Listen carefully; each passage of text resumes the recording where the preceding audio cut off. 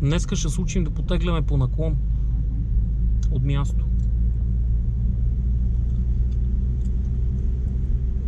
Виждаш ли наклона, който предстои? Да. Зад жълтия бус. Ще спрем малко по-вдясно. Като започне наклона, ще спрем. Чукни десен мигач. Спираме. Тук, да, спирай. Тук, като започне. Да има място, да можем да потегляме, да ти покажа за какво става въпрос. Изключи от скорост. Сега дръси спирачката само. Може да освободиш съединителя. Забелязала ли си на моменти е така, има кръстовища в града, в които има лек наклон и потеглянето е доста трудно. Ако тръгнеш да потегляш и колата се връща назад, Да. има опасност да удариш този отзад. Това не трябва да се получава, трябва да тръгваш винаги от място по наклона. Има два начина. Значи единият начин е да ползваш само педалите. Да си държиш спирачката, натискаш си съединителя, минаваш на първа предавка и в момента, в който трябва да почнеш да потегляш, отпускаш съединителя и трябва да наблюдаваш оборотите на двигателя. Оборотомера може да гледаш.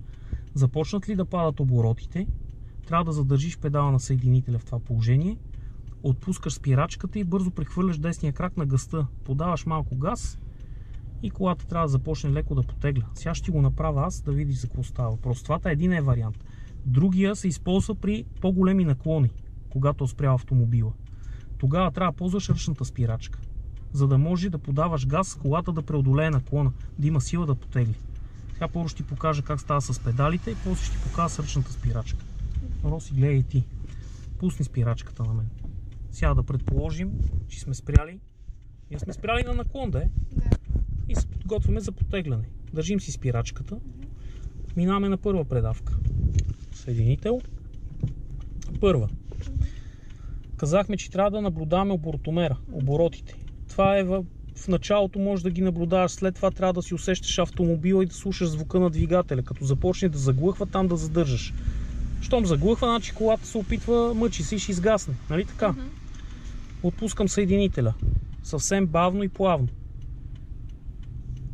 Слушай двигателя. Хоп, заглъхна. Виждаш ли как падна стрелката на оборотомера? Задържам си крака. Левия крак в това положение. Веднага пускам десния крак от спирачката и го прехвърлям на газта. Подавам малко газ и почвам плавно да отпускам съединителя и колата потегля. Разбрали? Така, следващият ти начин е с ръчната спирачка. Казахме, че при по-голям наклон ще трябва газ, за да може да потегли автомобила. Де факто десният крак трябва да е свободен.